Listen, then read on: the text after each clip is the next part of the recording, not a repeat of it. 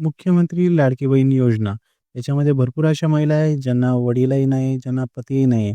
अशा महिलांना ई-के-वाय-सी करत असताना मागील 2 महिन्यांपासून खूप मोठ्या प्रमाणात प्रॉब्लेम आहेत. कारण की त्यांना ई-के-वाय-सी करता येत नाही. याच्यावर लवकरच तोडगा निघणार आहे, लवकरच साईट अपडेट होणार आहे. याच्यावर आपल्या माननीय महिला व बालविकास मंत्री आदित्य तटकरे यांनी काय म्हटलं आहे, चला पाहूया. साधारणपणे रोज 4 ते 5 लाख महिलांचं ई-के-वाय-सीची प्रक्रिया ही साईटवर पूर्ण होत आहे. साधारणपणे 1 कोटीपेक्षा जास्ती महिला आज बऱ्यापैकी त्यांचं ई-के-वाय-सीची प्रक्रिया झालेली आहे. ज्यांच्या पतीचं निधन झालेलं आहे किंवा वडिलांचं निधन झालेलं आहे किंवा डिवोर्स असतील म्हणजे एकल महिला असतील त्यांच्यासाठी आम्ही वेबसाईटवर एक ऑप्शनच्या संदर्भातलं एक वर्किंग करत आहोत की त्यांच्या पतीचं किंवा वडिलांचं जर निधन झालं असेल तर त्यांचं डेथ सर्टिफिकेट किंवा डिवोर्स झाला असेल तर ते डिवोर्सचे पेपर्स अपलोड करण्याच्या दृष्टिकोनातून हे आम्ही तिथं ऑप्शन्स तयार करत आहोत.